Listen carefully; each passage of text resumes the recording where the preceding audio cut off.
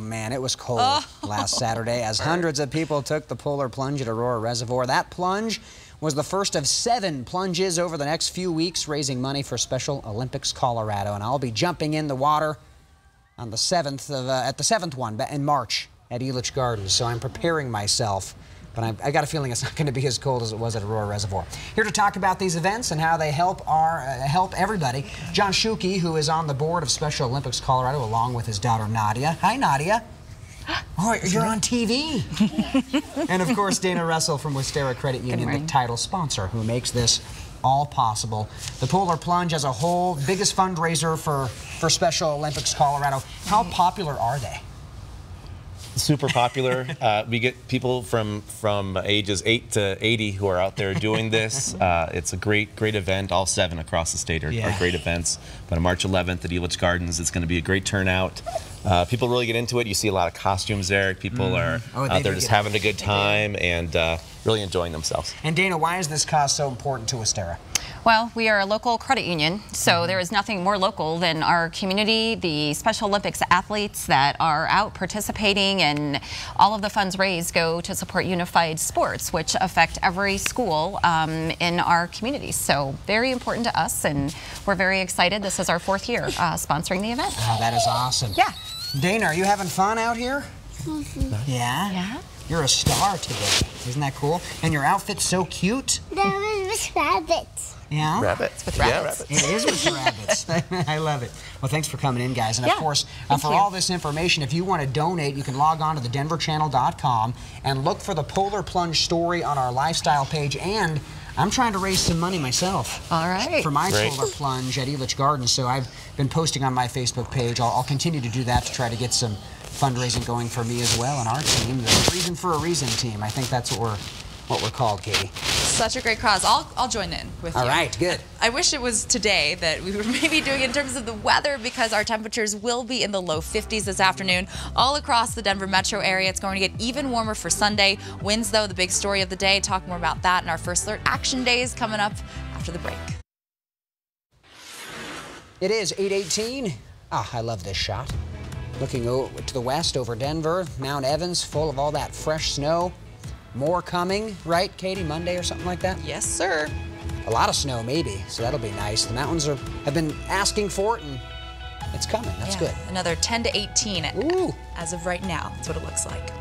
Well, the cryptocurrency craze has hit Colorado, and chances are you've probably heard of Bitcoin, right? But right now, there's a convention for a different kind of currency. The ETH Denver Convention is in town at the Sports Castle in downtown Denver. We sent Denver 7's Russell Haythorne to see what the craze is all about. They are terms most of you are likely unfamiliar with. Blockchain is a distributed ledger. Cipher, CryptoPunk. CryptoKitties and like Brave Access token. This weekend, Denver is the center of the cryptocurrency universe with the first ever ETH Denver event. The energy in this room right now is amazing, and half the people haven't even checked in yet. So, if you're unfamiliar with blockchains and cryptocurrencies, join the club. It's essentially digital currency that can't be hacked or traced or controlled by a centralized bank. In Japan and Australia, it's currently recognized as currency. So you can go to the coffee shop and pay in Ethereum or pay in Bitcoin. So how do you get it? Websites like Coinbase allow you to exchange cash for cryptocurrency, much like you exchange currencies from country to country. A very secure data transferring happening without people being able to tamper it. It's unhackable. They're also developing new digital assets here, like CryptoKitties. Yeah, you heard that right. Digital cats, like baseball cards for millennials. they put cats on the internet. And some are worth a fortune. So this is closer to $850,000, just this cat alone. When I asked if this was the future, yeah, it is. Russell Haythorne, Denver 7. There you go. And just to give you an idea of how much that cryptocurrencies have gained in the past year, if you invested $25 in Bitcoin last Valentine's Day, it would be worth more than $2,700 today. Ooh. And they are also very volatile, though. Ethereum has lost 10% of its value since last month. So you just never know with those things. Yeah, it's a little over my head. But amazing, the people who have invested Right. and then seen those gains from it. Let's talk the weather. Yeah. It is very windy in spots, not necessarily in Denver. So depending where you are, where you live, what you're doing, you'll see some different weather. And that's just the case all across the state, typically on every single given day. But here's our first alert. Action day graphics telling you that we are going to be seeing some extreme winds pick up through the afternoon. Looking at our radar and satellite, all areas you see here shaded in yellow under a high wind warning through tomorrow morning. So just be aware, wind gusts from the west could reach up to about 70 to even 85 miles per hour at our highest elevations into our foothills and our mountains. So some very gusty conditions, especially over those high mountain passes. Blowing snow could be a concern. Also high profile vehicles, please practice caution. And then I wouldn't be surprised if a couple of those high alpine lifts at our ski resorts have to close because of this one. Fire weather watch because of the gusty, dry conditions, and we'll continue to see the chance for snow entering into the forecast as we start next week. I'll show you that coming up in just a second. But for your day-by-day, hour-by-hour planner, rather, as we go throughout today, by 3 o'clock we'll be at 53 degrees. Across the metro area, low 50s, mostly sunny skies. It's cool right now. We're in the 30s, but by this afternoon, it'll feel pretty nice outside. Winds coming in from the west, a little bit gustier through the evening hours, where we'll drop down to the 30s to upper 20s. By 3 o'clock this afternoon, Boulder at 52, very, very breezy, especially up in Allens Park and Estes Park. Our temperatures will be in the 30s and 40s, and across the plains we'll hit the 50s by about 3 o'clock. Here's what it looks like on our futurecast. Dry conditions all across Colorado for today. So any travel you may do, and you won't be encountering snow or rain, mainly sunshine throughout the afternoon. For tonight, partly cloudy skies, mostly clear to start tomorrow morning. Very gusty winds across southeastern Colorado. By Sunday morning, breezy in town. Clouds start to increase and will stay dry for the most part throughout the day, but later on Sunday evening we'll start to see that snow filtering in, starting in our northern and then central mountains. All of our mountains, western half of the state, under a winter storm watch. We could be picking up all these areas you see here in blue, about 10 to even 18 inches more at higher elevations. So it's going to be a good storm that we're keeping an eye on. So we have already issued 2 first alert action days for Monday and Tuesday, because a lot of that moisture will again enter into the plains. But again, this is our wind forecast for this afternoon. Winds very gusty, reaching above 50 miles per hour tonight, heading into tomorrow morning, mainly in our foothills down south across the Palmer Divide. The eastern plains as well. Very breezy to start our Sunday morning. For tonight, we'll get down to the upper 20s, low 30s in town. A little bit milder in the mountains. For tomorrow, warmer. Boulder 60, 63 downtown, low 60s across the plains. Aurora and Parker nearly 20 degrees above our typical seasonal values for this time in February. Then the snow starts Monday into Tuesday. It'll mainly develop in the afternoon hours, and we have issued those action days for you because mountain snow very likely, and we could be picking up a few more inches in town. Things are still a little bit unsettled in terms of what we're looking at for our snow totals, but we'll keep an eye on this one and just want to let you know ahead of time that it's coming, and it should cause a little bit of an inconvenience to the start of this week. Okay. Hey, still ahead this morning, it's officially time for baseball talk. Okay. Yeah, the Rockies, we've got high hopes for a successful season, and Allison Mastrangelo is back with sports right after the break. Good morning. Welcome to Sports Extra. Rockies just days away from full squad workouts, but they'll be without Gerardo Parra. He could miss 4 to 6 weeks after having surgery on his right hand last week. But the excitement is still brewing in Scottsdale. Nolan Arenado couldn't wait any longer and showed up to practice, already having fun out in the field with his buddy DJ LeMahieu. However, he's really looking forward to watching the Rockies bullpen this season. Our bullpen has gotten way better, and I mean, we were pretty good last year too, you know, and but we got better with Wade and Shaw, and we got McKee back and a couple guys, and hopefully we get old Otto back. We got Rustin back, and I feel like he's underrated, but he's a dude for us, and Oberg, and you know, a couple guys, Estevez. So we got some dudes, man, which is a good sign, and I think we got a chance to do something special. Lindsey Vonn competing in her first Olympic race in 8 years Friday night, and she missed the podium in the Super G race after almost wiping out towards the end of her run. Vonn's quest for gold is not over yet. She will compete in the downhill and the alpine combined next week.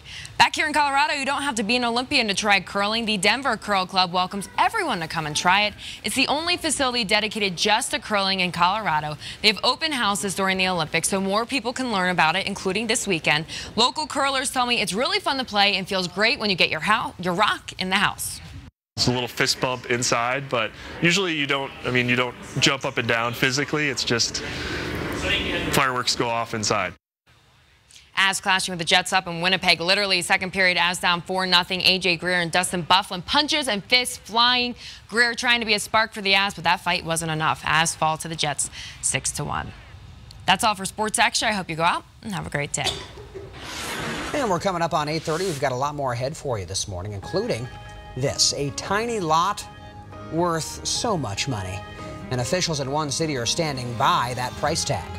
And later, we'll dig into the incident against Russians accused of interfering in the last presidential election. Turns out they're actually made it in Colorado. Denver 7 News starts right now. It's 8:30, a live look over Washington as we learn more about the Russia investigation and the 13 indictments. We're tracking the Colorado connection this morning. And it's a first alert action day up in the high country. Nice here on the plains. Look how beautiful that shot is. Not a cloud on the sky, but pretty nasty winds out west, starting at about Floyd Hill, maybe even a little Evergreen area, really the foothills. So just be aware of that with those gusty winds up out west. Absolutely. It's a really nice, clear start to our day, but that is why we have issued our first alert action day, because we know a lot of people, friends, family of yours, or you are heading to and from the high country to do some skiing for this President's Day weekend. Some beautiful conditions. Vail right now, we're under a partly cloudy sky. We're not looking at any fresh snow for today into tomorrow in really all across our state. But some changes are coming as we head into Monday. Bright blue skies looking out over City Park. A lot of the snow that fell over the end of the week, that's melted, and our wind gusts are picking up a bit, especially into places like Estes Park, Allens Park. Wind gusts last recorded there at around 19 to 24 miles per hour. Broomfield also very breezy, and it's going to continue to be gusty throughout our foothills as we head into the evening hours and into tomorrow. But our temperatures outside right now, it's a cool start to our morning. 29 degrees. The sunshine will make it feel really pleasant whatever you're doing around town as you head through the afternoon. By 3 o'clock in and around the metro area, will be in the low to even mid-50s. Highlands Ranch, Littleton, 55 degrees are expected high. Much milder than yesterday, and it's going to get even warmer for Sunday. And then the cold and the snow are on the way. More on that coming up in just a bit. Solidarity remains the focus for today's 1 Billion Rising flash mob march and rally. For the 6th year in a row, organizers hope to bring attention to the issue of gender-based violence. Denver 7's Amanda Del Castillo is live at the state capitol where the march will end. And Amanda, are we going to expect to see big numbers like January's Women's March? Eric and Katie, not quite those numbers, but we are expecting hundreds of men, women, and children to take part in 1 Billion Rising today. Now, I want to get you to some footage from last year's OBR rally. Now, for 6 years, those who have taken part in this movement have stood together to support rising against gender discrimination, war, tyranny, among a dozen other injustices, and instead support rising for rights, education, and freedom. Each year, there has been a unique underlying message within the event. This year, the group hopes to shed light on a specific population of Indigenous women. We spoke with an organizer about who they're referring to. It's generally referred to as the missing and murdered Indigenous women, where women literally just disappear without a trace often. And it's devastating, and there's no tracking that goes on to really even get concrete numbers. Now, all of that activity starts at 11 this morning with a drum circle and then a flash mob over at the Denver Center for Performing Arts. That'll all end with a march and rally here at the state capitol. I'm back in the next 20 minutes with you. Back in the next 20 minutes for you, I should say. Oh my goodness, tongue twisted out here. But I'll be back at about 8:55 reporting live. Amanda Del Castillo, Denver 7. 8:33 now after that bombshell announcement about the indictment of Russians for allegedly interfering in the presidential election. We're looking into the Colorado connection. Our state is mentioned several times in the Mueller indictment. Here are the big takeaways. First, and no big surprise here, Colorado's history as a swing state is why we were targeted. In fact, the indictment says Colorado is one of 8 states Russian operatives visited. 2 Russians specifically came here in June of 2014 to gather intelligence for the presidential election.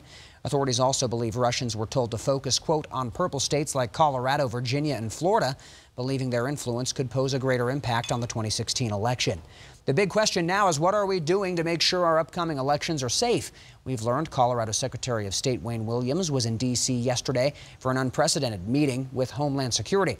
Top election leaders from across the country are being briefed on cybersecurity and how states should protect voters ahead of the 2018 midterms.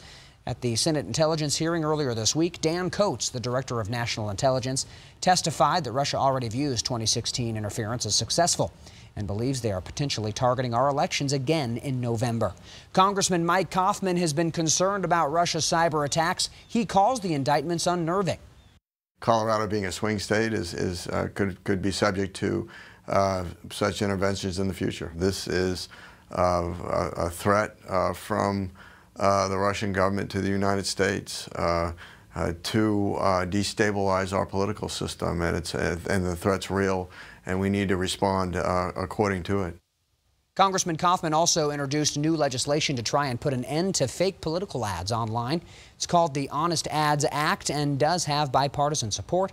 The bill requires social media sites to disclose who's paying for ads, similar to what you already see with political ads on radio and TV. You can stay up to date on this story and others with our free Denver 7 app.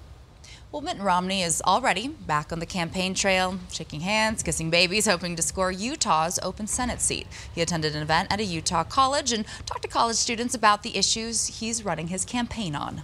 Number one, I'd like to deal with pollution, particularly with regards to the inversions along the Wasatch Front, which said no to assault weapons, but said yes to being able to take hunting weapons across roads. Lower taxes, lower regulation, less government.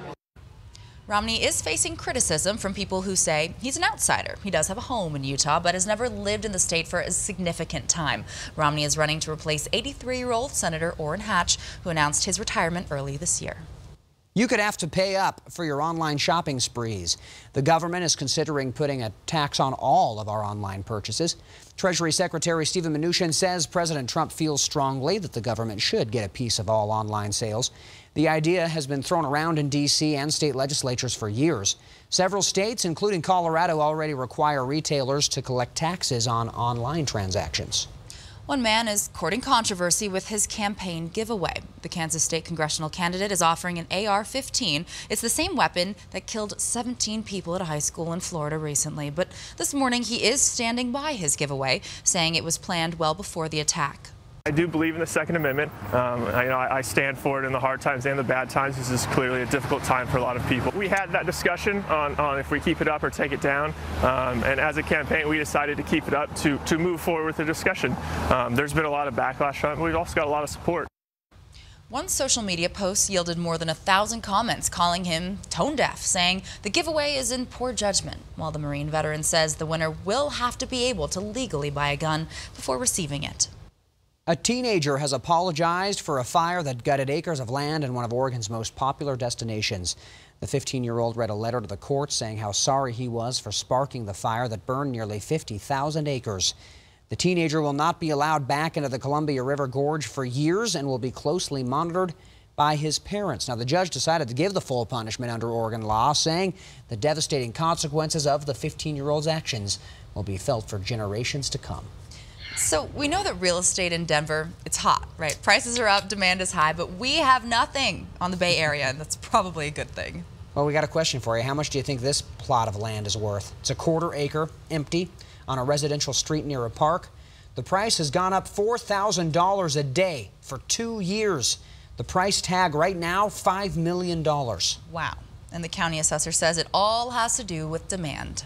A lot of properties with structures on it, homes that are old, are being purchased, and then they scrape the house off, and so they'll overpay because the land is worth so much. Well, a buyer can always appeal an assessment, but a local real estate agent says the demand is so high that pretty much everything sells right now. Well, tickets have sold out across the country for Marvel's Black Panther. It opened yesterday, and the film is expected to shatter a ton of records out there, including biggest opening by a black director and biggest Marvel standalone movie opening. The Marvel comic book character was created by Stan Lee and Jack Kirby in the 1960s, all against the backdrop of the civil rights movement. It features a black superhero, a mostly black cast, and is helmed by a black director. The film's cast says it's what audiences have been craving. They're not going to see it as special, they're going to see it as normal. They're going to expect stories to represent them. And then if they don't see it, they're going to go, well, I'm going to make it happen. And they're going to feel that they can make it happen because there's this world here. And remember, Ryan's done this at 30 years old. He shot this film. I mean, it's like, well then, there's no boundaries, there's no rules, there's no limitations, there's no ceilings. Yeah. You know, let's keep on going. Box office projections just keep getting bigger, too. Right now, it's expected to bring in $210 million over this holiday weekend alone. People in the town of Silverthorne are moving forward with plans for a parade for its Olympic hero, snowboarder Red Gerard. This week, he won the gold in the men's slopestyle competition, and he followed that up by making an appearance on Jimmy Kimmel Live. So now his hometown wants to bring in the celebration there. The city council says once it can contact Gerard and Silverthorne's other Olympic athletes, the planning for the city can begin. And let's have a look at the overall medal count at the Olympics. Right now, Norway leading overall with 21 medals, Germany leading with the most gold, and the U.S. right now has 9 medals, 5 gold, 2 silver, and 2 bronze. It's 8:40 ahead. Take advantage of some holiday deals, where you can score some deep discounts this President's Day without ever leaving the comfort of your couch. Pack your patience every Saturday in the winter. This is I-70 Beaverbrook, where it looks like the winds maybe have calmed down a little bit, at least right now. But the traffic westbound still an issue. CDOT saying it'll take you 75 minutes from 470 to the Eisenhower Tunnel. So you're probably going to be only getting a half day in if you plan on leaving now to go skiing. Keep that in mind. Big weekend in the mountains. Hey, it's also President's Day weekend, and that means sales, too. And we, just like you, are always trying to save some money. Annie Taylor is scanning for bargains. She's checking out some of the deals that might be worth your while. If you're ready to head out the door and spend a little money this weekend, well, I got you covered with where you need to shop to take advantage of those great deals. And the best part about President's Day weekend is that it's 3 days. That means you get to shop till you drop. Walmart is having deep discounts on TVs. A 50-inch LED TV right now is going for $200. Looking to purchase new appliances? Head over to Best Buy this weekend. Most of them are 35% off. Now, if you still want to shop and take advantage of these deals, but you want to do it in your PJs, then you'll want to check out sites like Jet. That's Walmart's version of Amazon. Speaking of the ever-popular site Amazon, they're taking 70% off many of their electronics through Monday. Wayfair is another great online retailer. They're selling mattresses at 70% off right now. And Target Online has 30% off all home items this weekend. Just use the code GEORGE to get the discount. Whether you're heading out and going shopping or you're staying in, there are some great sales to take advantage of. And guess what? Some of these sales at some of these places are lasting throughout the whole month of February, so there's no need to rush. All right, there you go. No need to rush. Hey, going to be nice out there today, 50s. Yes, so milder than yesterday and plenty of sunshine, but the winds are going to be the biggest story of the day. Could be some damaging conditions up into the high country.